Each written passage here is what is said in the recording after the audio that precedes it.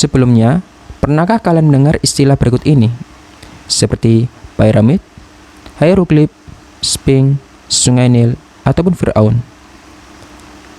Oke, beberapa istilah tadi adalah bagian dari peradaban Mesir kuno. Lalu, bagaimana perkembangan kebudayaannya? Yuk kita belajar bersama.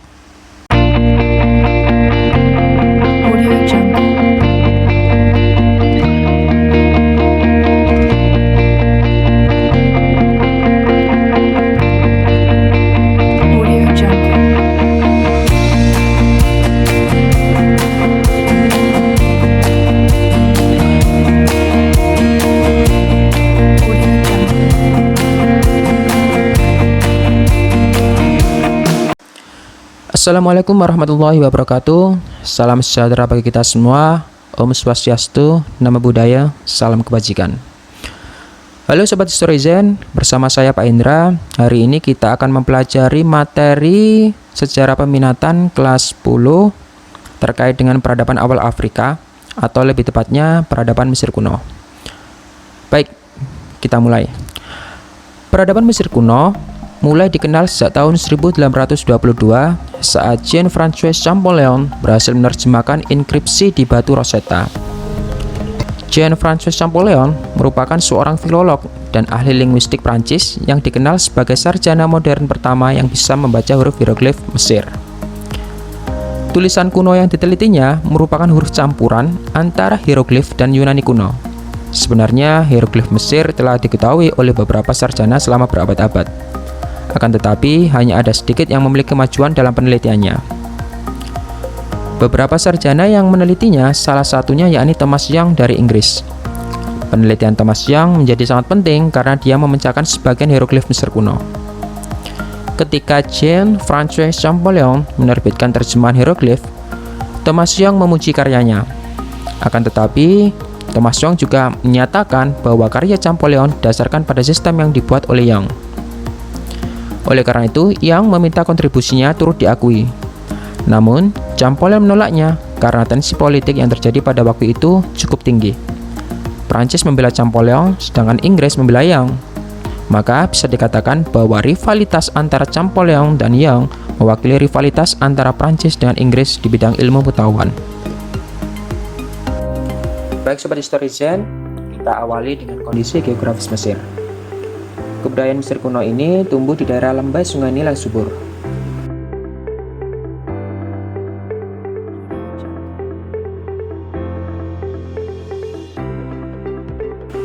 Panjang Sungai Nil mencapai kurang lebih 6.650 km dan lebarnya 15 km sampai dengan 50 km.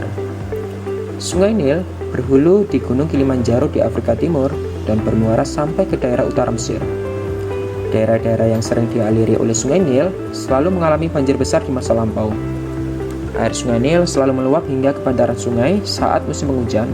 Tetapi, sisi positifnya adalah dampak dari banjir tersebut menyebabkan gurun di daerah-daerah sekitar Sungai Nil menjadi daerah yang subur. Di muara Sungai Nil terdapat delta yang sangat luas yang berujung ke Laut Tengah. Delta ini disebut Delta Nil.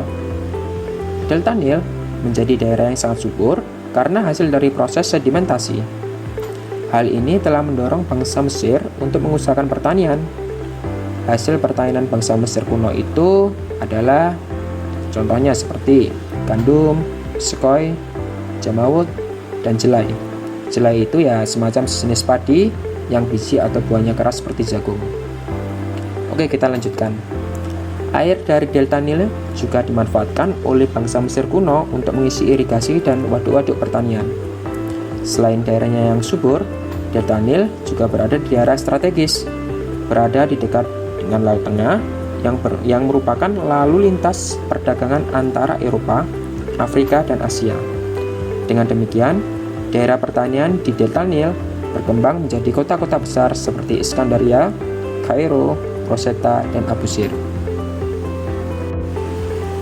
Kehidupan masyarakat Mesir kuno. Kehidupan masyarakat Mesir kuno bergantung pada Sungai Nil. Daerah-daerah yang dialiri oleh Sungai Nil antara lain Ethiopia, Zaire, Kenya, Sudan, Uganda, dan Mesir.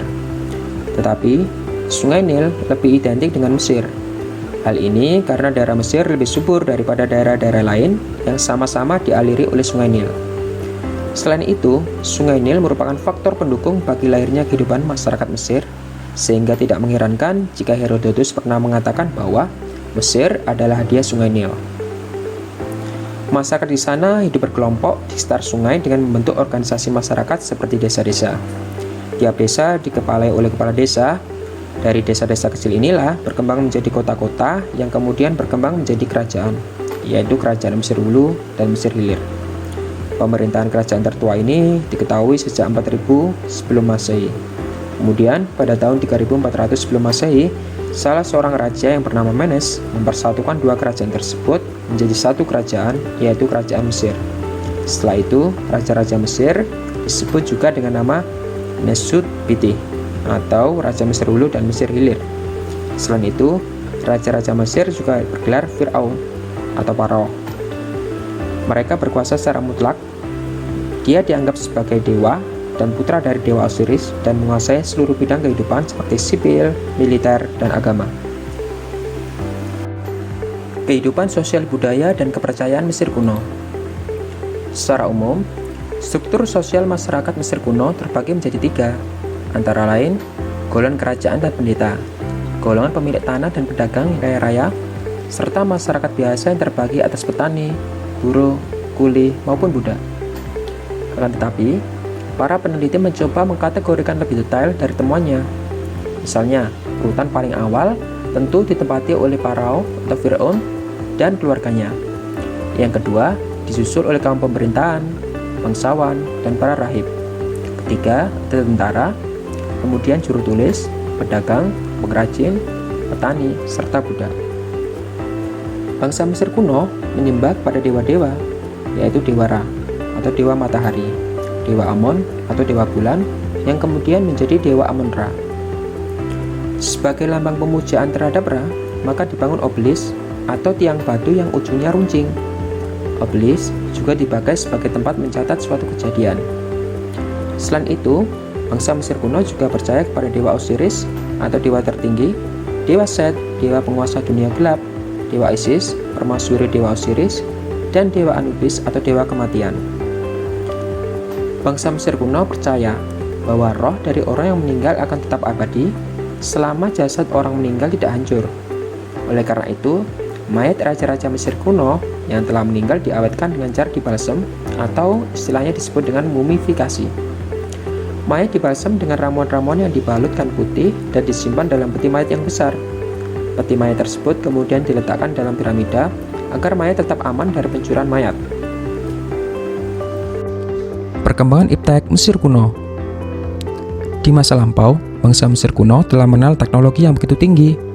Hal ini terbukti dengan adanya berbagai bangunan raksasa serta arsitekturnya yang begitu megah. Coba perhatikan dengan seksama. Berikut ini merupakan hasil dari perkembangan iptek bangsa Mesir kuno.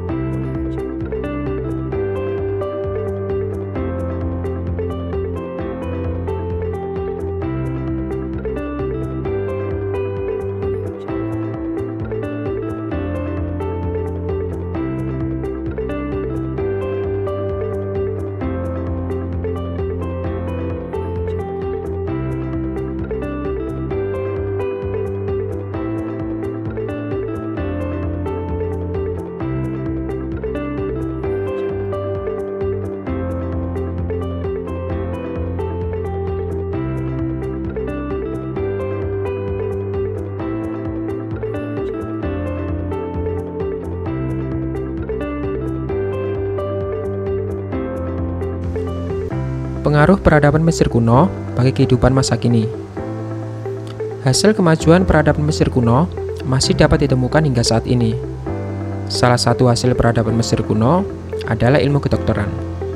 Dalam ilmu kedokteran, bangsa Mesir kuno dikenal sebagai penemu obat-obatan atau ramuan pengawet mayat, mumifikasi. Bangsa Mesir kuno menggunakan rempah-rempah dalam proses mumifikasi. Proses tersebut menandakan bahwa bangsa Mesir kuno telah mengenal konsep kehidupan setelah kematian. Konsep tersebut juga terdapat dalam agama-agama besar di dunia.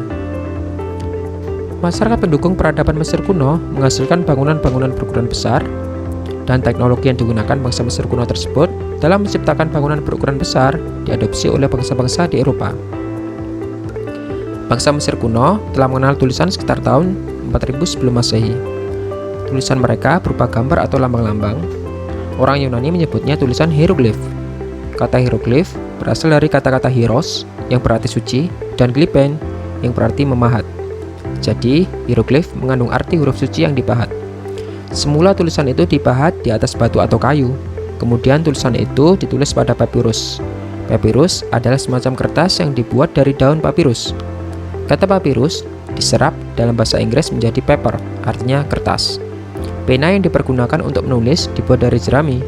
Oleh karena itu, semua kegiatan pada masa itu dapat dicatat lewat tulisan seperti ajaran agama, administrasi pemerintahan, transaksi jual beli, dan lain-lain untuk diwariskan kepada generasi selanjutnya. Bangsa Mesir kuno juga telah mengenal sistem penanggalan kalender berdasarkan pertukaran bumi dalam mengitari matahari. Sistem kalender membagi satu tahun menjadi 12 bulan. Satu bulan menjadi 30 hari.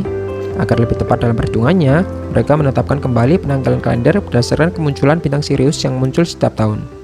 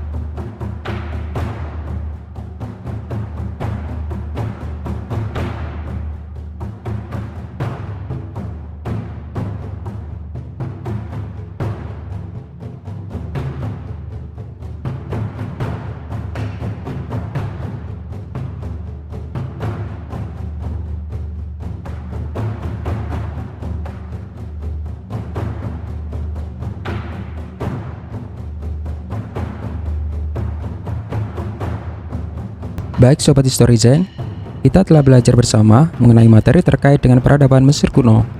Lalu, nilai apa yang bisa diambil dari materi tersebut? Tuliskan pendapat kalian di kolom komentar. Terima kasih dan sampai jumpa di kesempatan selanjutnya. Assalamualaikum warahmatullahi wabarakatuh.